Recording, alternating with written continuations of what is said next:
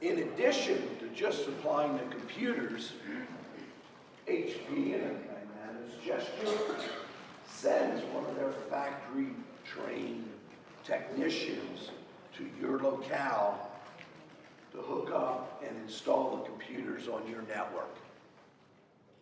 And they provide that service to you for free. He spends 3 hours on the job.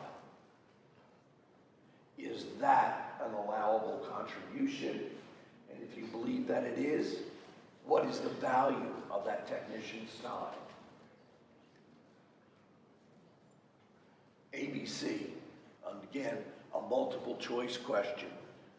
Tell me what the value you would put in a local match column based on this contribution.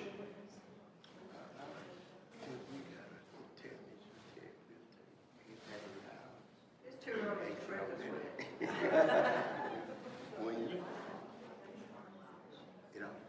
And while all the other exercises were mine, these exercises are actually derived from the National Association of Nonprofit Organizations, one of their training classes on how nonprofits can use donations to meet the local matching share of federal grants. So this is derived from those folks, that association. I'm not smart enough to think of as complex a donation as this.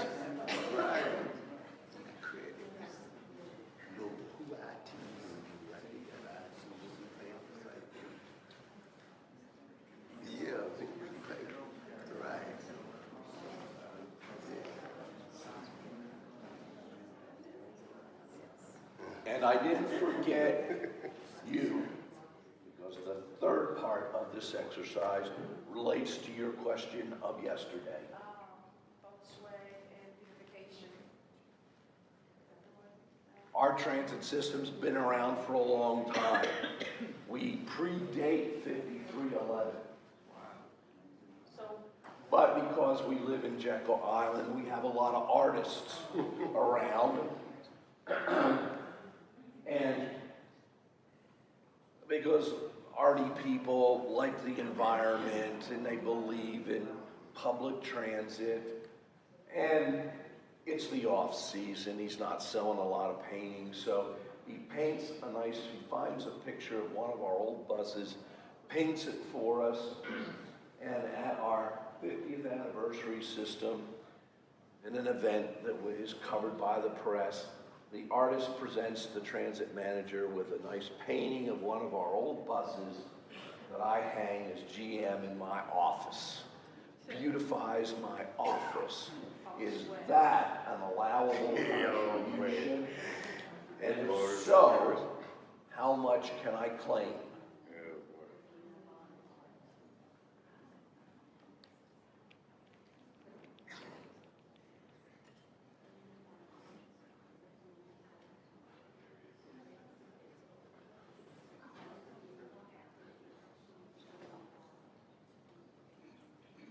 And I'm not tipping your hand one way or the other. But if you look back in the recent history of FTA, there was an art in transit program. That's not made up.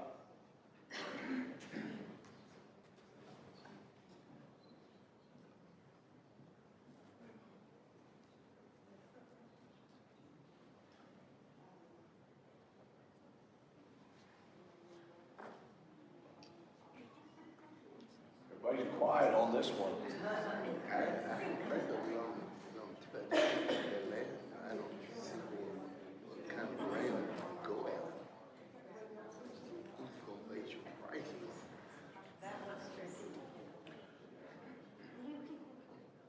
All right, let's take a look at what I would do as a grants manager, see if you guys agree with me. And we might even ask Nancy what her answers are, so tip her hand.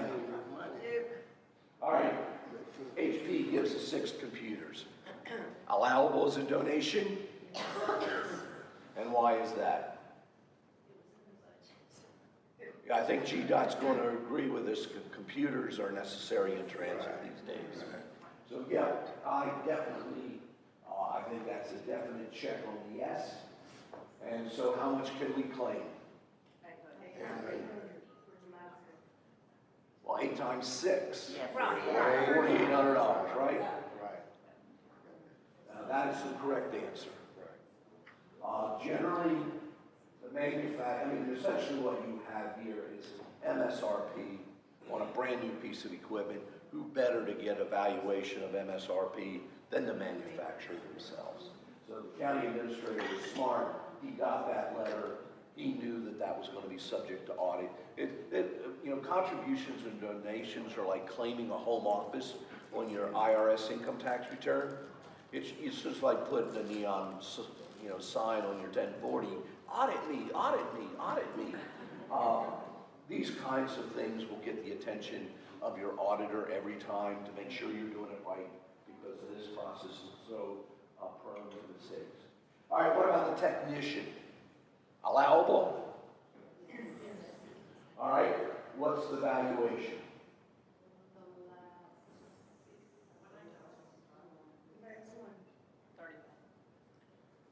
Do the math, Nancy. 3 times 65. Is it 65 that's allowable? 65 is allowable. Because when an employee of another organization, so if an attorney represents us in an accident pro bono, whatever Dewey, Cheatham, and Howe pays that attorney, that's the amount we can claim as the donated service, whatever the salary is of that individual. Now, if the lawyer drives a van, we can't claim the lawyer's salary as a van driver. But when that individual employee performs the services that they do for their employer, we can use the employer's salary as the valuation of that employee's contributed time to the transit system. So how did they book the 65 times 3 on their book? How did they put it on their books? Well, it's got to be shown as both an expense and the revenue. There'll be a line item in the chart of accounts, typically contributions and donations, and the 3 times 65 is what 195 would be shown there. Then there's generally an offsetting line item in the expense side under unallowable that usually is just sort of a reconciling category that can be named all sorts of things. Okay. Just donation reconciliation or something like that. It's generally how you would treat it in your accounting system, because you've got to have it on both sides of the T equation between your ledger sheets. All right, art in transit. Believe it or not, I'm not making that up. There really was an art in transit program. So is this donation something I'd claim? No. Oh, you guys are tough, but you're making Nancy's job easier. Yeah, I mean, I think we're back to the floral centerpiece issue. It's got to meet all tests of allowability. And the unfortunate thing is although it's very nice, I'd hang it in my office any day of the week. I just simply can't claim it because the value of that painting is not necessary. The buses will run tomorrow if I don't hang that painting on the wall. And it just, from an accounting standpoint, it's a nice gift. I'll gladly accept the gift, but I won't try to work the grant system to get a donation value associated with that. So in this Hang case, it on the wall, and I'd deem it unallowable. but you could hang it on the wall. Absolutely, and I'd do it in a heartbeat. I'd take the gift. What if you put it in an auction and sold it, and wanted to donate the money back to transit? Well, then it would become fundraising local match, cash match. Yeah. So again, in the downloadable version of PowerPoint, I do provide answers like we have done on the 3 previous exercises, giving you my explanation as to what I think is the correct answer. So my rose bushes on the outside of the transit building for beautification.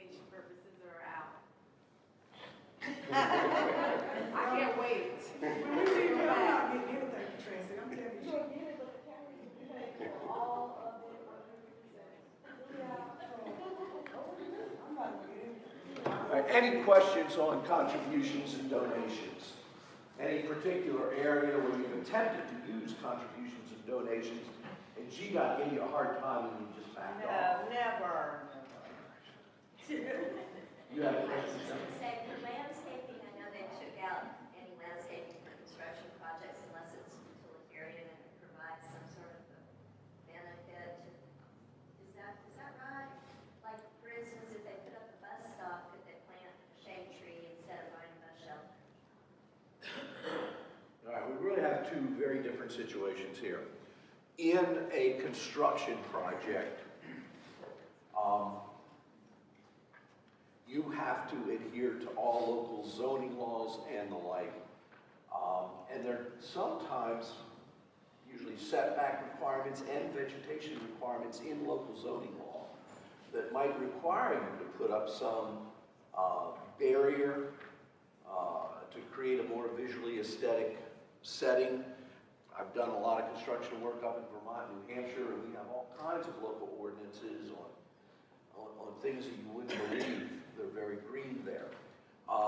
Normally, in any facility construction project, landscaping is a legitimate, allowable cost of construction. And so, in the handful of construction projects that I've been involved in with ARA, we always permitted landscaping. It's a drop in the bucket compared to overall project cost, and it pleases neighbors in the industrial park where we built the building to have a more aesthetically pleasing environment. So landscaping is a legitimate cost and almost always associated with brand new construction project. If it's a bus stop, typically we as the transit system do not own the right of way where the bus stop shelter is to be built. We have to independently negotiate with the landowner to have a bus stop shelter placed there. And in this case, we typically don't do landscaping associated with a bus stop shelter placement. We rely on the existing landscape to meet all needs. If we have to take down a tree or something like that, if you live in Raleigh, North Carolina, you take down a tree, you got to put another one up by local ordinance. And you would have to comply with the local ordinance, in which case that installation of a new tree would be part of the project budget if you had to take a tree down. Obviously, what Raleigh would do is they wouldn't let you take a tree down. They would ask you to move the stop. Their nickname is the City of Oaks, so they like to live up to their nickname. So that is just that they have an arbor society, you can't even trim a limb without getting approved. Exactly. All right, let's talk about program income. What in the world is program income? Sounds like a pretty good thing, just by the name of it. But from a grants management perspective, what do the bean counters at OMB mean when they talk about program income? Anybody want to venture a guess? No one will remember this afternoon if you're wrong this morning, so don't be shy. I'm not going to let the ringers from GDOT answer, so Michelle, put your hand down. Does anybody use program income?